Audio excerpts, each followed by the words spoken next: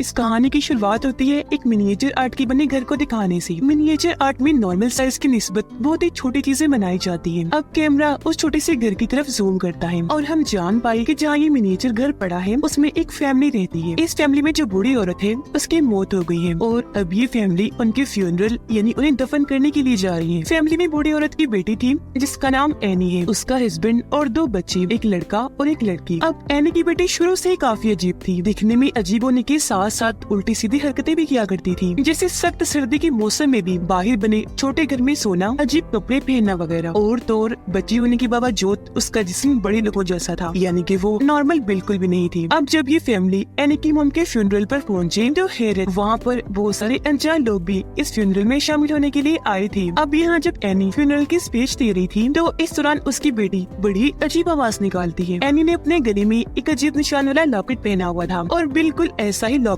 उसकी मॉम की लाश के गले में भी था। अब यहाँ अनजान लोगों का आना तो हैरान कुन था ही, पर हैरत हमें तब होती है जब एक आदमी एनी की बेटी की तरफ देखकर मुस्कुराता है और वो भी उसे देखने लगती है। फ्यूनरल खत्म होने के बाद ये फैमिली घर वापस आ जाती है, जहाँ हमें सब के बारे में बताया गया, जैसे कि एनी एक मिनिएचर की आर्टिस्ट थी और शुरुआत वाला मिनिएचर घर उसे नहीं बनाया हुआ था, पर वो हमेशा परेशान दुख से भरी रहती थी। एनी का बेटा पीटर भी अजीब सा था, उसे सिगरेट और कई तरह के नशे लग गई थी। एनी का हस्बैंड इनकी फैमिली में ऐसा था जो अब तक नॉर्मल था और जो इनकी बेटी थी वो तो सबसे ज्यादा अजीब थी। रात को वो जब सोने के लिए गई तो अपनी मॉम एनी से पूछती है कि नानी के मरने के बाद मेरा ख्याल अब कौन रखेगा, जिस पर एनी कहती है मैं रखूंगी बेटा, तुम्हारी मॉम हूँ, मुझे ही रखना है। जो सुनकर उसकी बेटी बड़ा ही अजीब सवाल पूछ लेती है कि जब आप मर जाएंगी तब मेरा ख्याल कौन रखेगा। ये सुनकर एनी घबरा जाती है, लेकिन अगले ही पल झट से बोली तुम्हारा भाई पीटर वो है ना, वो रखेगा तुम्हारा ख्याल। एनी उसे बताती है कि मेरी मॉम यानी तुम्हारी नानी सबसे ज्यादा तुमसे प्यार करती थी, इतना कि बचपन में वो मुझे तुम्हारे पास तक आने नहीं देती थी और खुद ही तुम्हें दूध पिलाती थी। इस पर उसकी बेटी जवाब देती है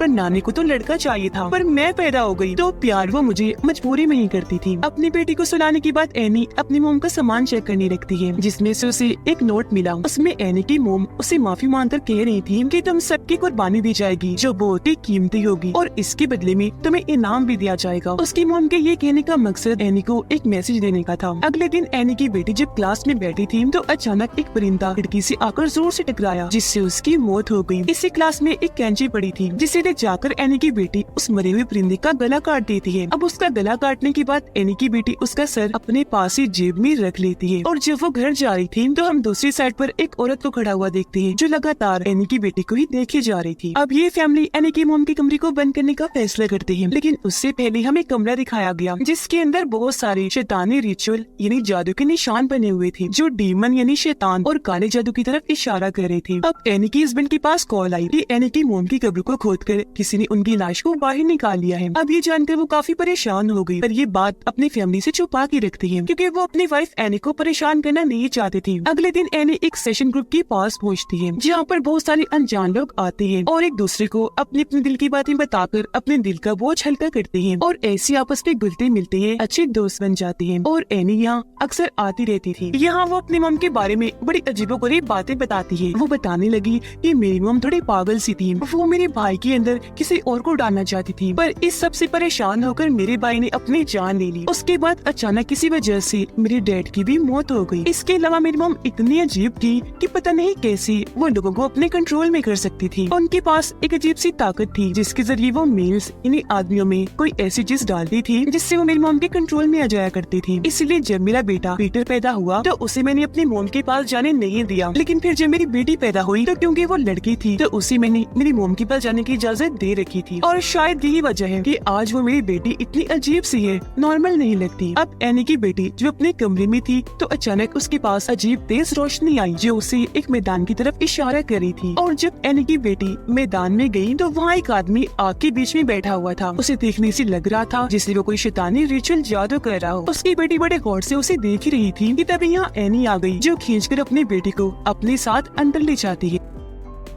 अब पीटर को उसके दोस्त पार्टी में बुलाते हैं। पीटर जाने के लिए तैयार हुआ तो एनी अपनी बेटी को भी उसके साथ पार्टी में भेज देती है ताकि वो शराब वगैरह ना पिए। पार्टी में पहुंचकर पीटर अपने दोस्तों के साथ मिलकर एंजॉय करने लगा और वहाँ वो सिगरेट भी पीने लगता है। उसकी बहन बोर हो रही थी, इसलिए घूमते हुए जब वो एक जगह पर आई तो केक खा लेती है जिसमें ड्राई फ्रूट था और क्योंकि उसे इस ड्राई फ्रूट से एलर्जी थी तो उसकी तबीयत खराब होने लगती है। उसका सांस बंद होने लगा, दम घुटना शुरू हो जाता है। उसकी ऐसी हालत देखकर पीटर काफी घबरा गया, फौरन उसे गाड़ी में बिठाकर हॉस्पिटल के लिए निकल गया। रास्ते में उसकी बहन सांस लेने के लिए अपना सर खिड़की से बाहर निकालती है, लेकिन इस दौरान गाड़ी के आगे एक जानवर आ गया। अब टक्कर से बचाने के लिए एकदम पीटर गाड़ी सीधी साइड पर कर लेता है और उस साइड पर लकड़ी का एक खंभा था जिससे उसकी बहन का सर इतनी जोर से टकराता है कि उसकी वही मौत हो जाती है। इतनी भयानक कि उसका सर ही जिस्म से अलग होकर सड़क पर गिर जाता है। उसके मुंह से पीटर बहुत ज्यादा दुखी हुआ, सदमे में चला जाता है और अपने मॉम डैड को कुछ भी बताए बगैर चुपचाप अपने कमरे में आकर लेट जाता है। अगली सुबह जब एनी और उसके हस्बैंड को अपनी बेटी की मौत का पता चला तो दोनों बहुत दुखी हुई। एनी तो फूट फूट कर रो रही थी। उसके फ्यूनरल तक मुसलसल हम उसे रोता हुआ ही देखते हैं क्योंकि इस सदमे से वो बाहर नहीं आ पा रही थी। इस हादसे के बाद ही फैमिली का बर्ताव एक दूसरे के साथ काफी अजीब हो गया। कोई भी एक दूसरे को बुला नहीं रहा था, बस चुपचाप ही रहते हैं। इस गम से उभरने के लिए एनी दोबारा से उस सेशन ग्रुप में जाने का फैसला करती है, लेकिन क्योंकि उसकी हालत ठीक नहीं थी तो वो इसके लिए हिम्मत नहीं कर पा रही थी, पर फिर भी जाने का ठान लेती है। गाड़ी में बैठकर वो निकलने ही वाली थी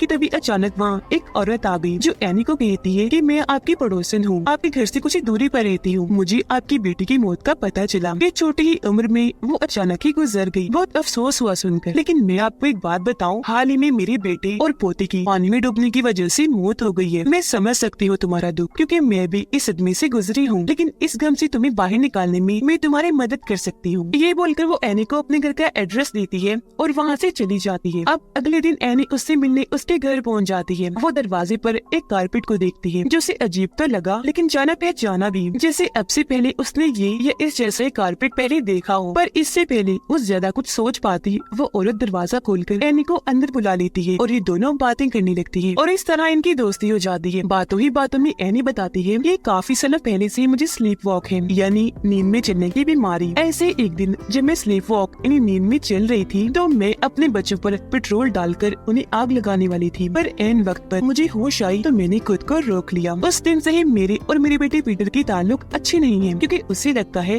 कि मैं उनकी दुश्मन हूँ और मैंने अपने ही बच्चों की जान लेने की कोशिश की। घर आकर एनी अपनी बेटी की मौत का भी मिनिएचर आर्ट बना रही होती है, यानी कि उसकी लाश साइड पर पड़ी थी और उसका सर जिस्म से अलग होकर गिरा हुआ था। ये देखकर उसके हस्बैंड काफी परेशान हो जाता है। इसी रात जब ये फैमिली टेबल पर बैठी खाना खा रही थी तो पीटर की अपनी मोम एनी से बहस हो जाती है। वो कहता है, मामा सारा कसूर आपका है, आपने उसे मेरे साथ भेजने की जिद की थी, लेकिन जब हम वापस आ रहे थे तो पता नहीं कैसे उसकी मौत हो गई। ये सुनकर एनी को भी बहुत गुस्सा आने लगा और वो चिल्ला कर कहने लगी कि सब तुम्हारी वजह से हुआ, क्योंकि गई तो वो तुम्हारे साथ ही थी तो तुमने ही उसे मार दिया होगा। ये देखकर एनी के हस्बैंड काफी परेशान हो गया, दोनों को शांत करता है, जो देखने से साफ लग रहा था कि अब इस फैमिली की दूरियां बढ़ती जा रही हैं और ये लोग आपस में टूट रहे हैं। अब अगले दिन जब एनी एक स्टोर में शॉपिंग कर रही थी तो वहाँ उसे वो औरत यानी पड़ोसन दोबारा मिलती है और एनी को बताती है कि हाल ही में मैंने एक रिचुअल यानी जादू का प्रोसेस करके अपने मरे हुए पोते की आत्मा से राब्ता किया, उससे बात करना चाहिए। ये बताकर वो एनी को काफी मिन्नतें करके अपने घर ले जाती है और वो प्रोसेस करके सच में अपने पोते की आत्मा से बात करके दिखाती है।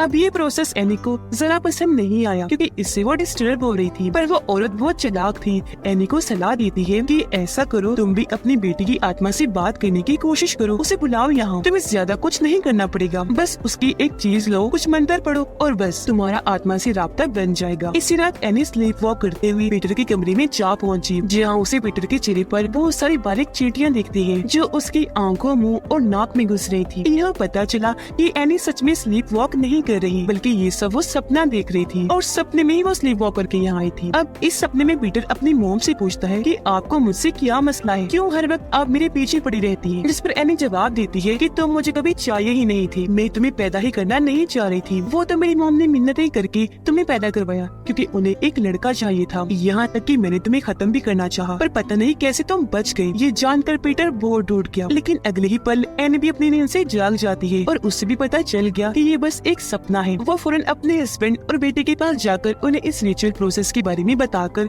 इस प्रोसेस को शुरू कर देती है ताकि उस औरत के कहे के मुताबिक वो अपनी बेटी को बुला सके। अब जैसे प्रोसेस शुरू हुआ वो अजीबोगरीब चीजें होना शुरू हो जाती है। जैसे अचानक ही एनी ड्राउनी अंदाज में अपनी बेटी की आवाज में बात करने लगी थी और मोमबत्तियां भी अपने आप ही जल बुझ रही थी। इस सबसे पीटर काफी घबरा गया था, इसलिए उसके डैड इस प्रोसेस को बंद करने के लिए एनी के मुंह पर पानी फेंक देते हैं, जिससे प्रोसेस टूट गया और एनी अपने होश में आ गई। अजीब बात यह अभी जो कुछ भी हुआ था एनी को उसके बारे में कुछ भी याद नहीं था, क्योंकि शायद उसकी बेटी की आत्मा उसके अंदर आ गई थी। अब अगले दिन हम एनी को बहुत परेशान देखते हैं। गुस्से में आकर वो अपने सारे मिनिएचर आर्ट्स को तोड़ देती है। अब एनी की बेटी की वो डायरी जिसे इस रिचुअल प्रोसेस में इस्तेमाल किया गया था, उसमें पीटर की तस्वीर अपने आप ही बनने लगती है। अगले दिन पीटर जब स्कूल में था तो वो शीशे में खुद को देखता है, जहाँ उसका असल और अक्स यानी परछाई एक दूसरे की बिल्कुल उल्ट थी। यानी असल में उसके एक्सप्रेशन तासुरात बिल्कुल सीरियस परेशानी वाले थे, जबकि उसकी परछाई में वो काफी खुश नजर आ रहा था। उसके चेहरे पर मुस्कुराहट थी। एनी अपनी बेटी की उस डायरी को आग लगाकर जलाने की कोशिश करती है, लेकिन जहाँ पहले तो डायरी को आग लगी नहीं रही थी, पर जब लगी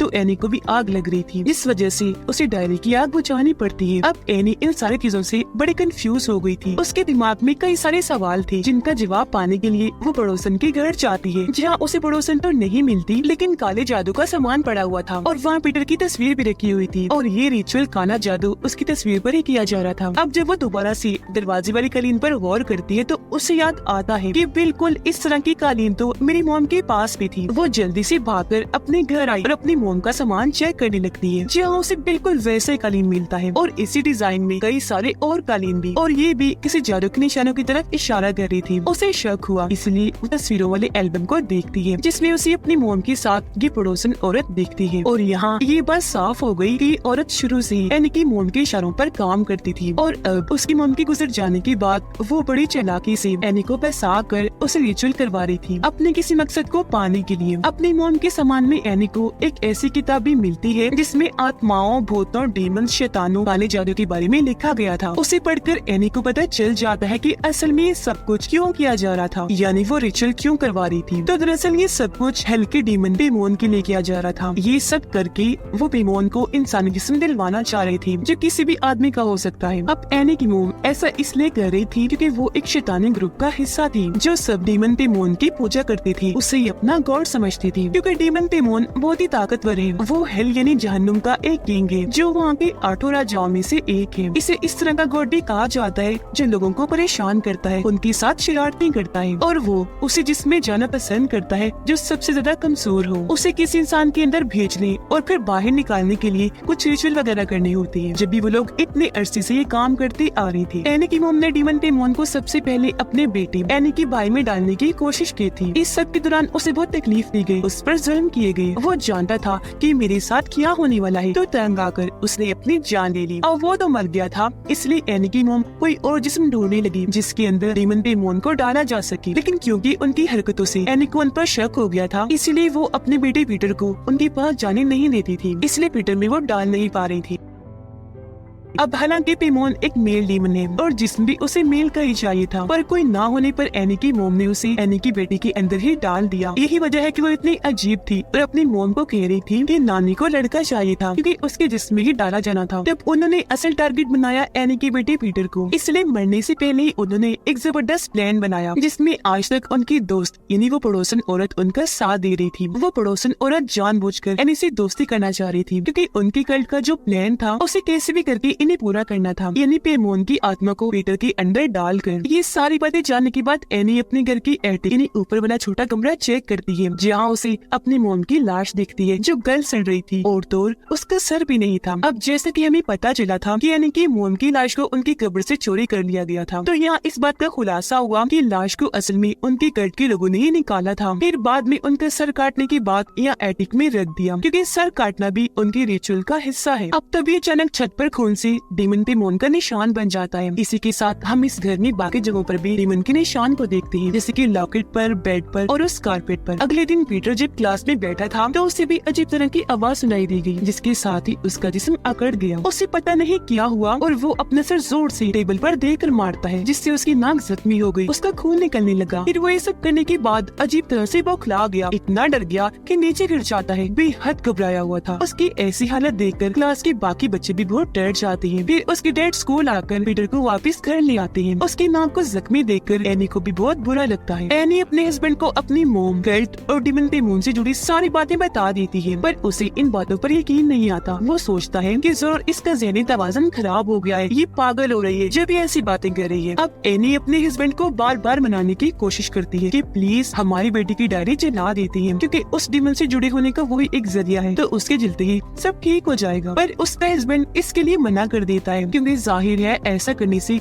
एनी भी जल जाती। पर उसकी बात सुने बगैर एनी खुद ही डायरी को आग में फेंक देती है, जिससे अब की बार एनी को आग लगने की बजाय उसके हस्बैंड को लग जाती है, जो काफी बुझाने के बाद भी नहीं बुझ रही थी और बढ़ती ही जा रही थी, और इस तरह जलकर उनकी मौत हो जाती है। पीटर को भी होश आ गई थी, और जब वो देखता है कि मेरे डैड की जलने से मौत हो गई तो वो बहुत दुखी हो जाता है। अब तभी अचानक एनी को कुछ होता है और वो पीटर को मारने के लिए पागलों की तरह उसके पीछे पड़ जाती है। दरअसल अब डीमन पेमोन ने एनी को पोजेस्ड कर लिया था और अब उसके जिस्म में आकर उसे कंट्रोल कर रहा था। ये देखकर पीटर काफी डर जाता है और अपनी जान बचाने के लिए वहाँ से भागा और एटिक में आकर छुप जाता है। बाहर एनी पागलों की तरह अपने कंट्रोल से बाहर होकर जोर जोर से अपना सर दरवाजे पर पटकने लगती है, जबकि एटिक में पीटर को भी अपनी नानी की लाश गली सड़ी हालत में मिलती है, जिसके बाद वो अपनी मॉम को ऊपर देखता है जो अपना गला काटने वाली थी। यहाँ पर बहुत सारे लोग भी खड़े हुए थे जिन्होंने कपड़े नहीं पहने हुए थे और वो पीटर को बड़े गौर से देख रहे होते हैं। पीटर घबरा गया, वो कांच तोड़कर जल्दी से बाहर कूद जाता है, जहाँ तभी एक तेज रोशनी आकर उसके जिस्म में घुस जाती है। ये रोशनी बिल्कुल वैसी ही थी जैसी उसकी बहन के आसपास भी रहती थी, जिससे हम समझ पाए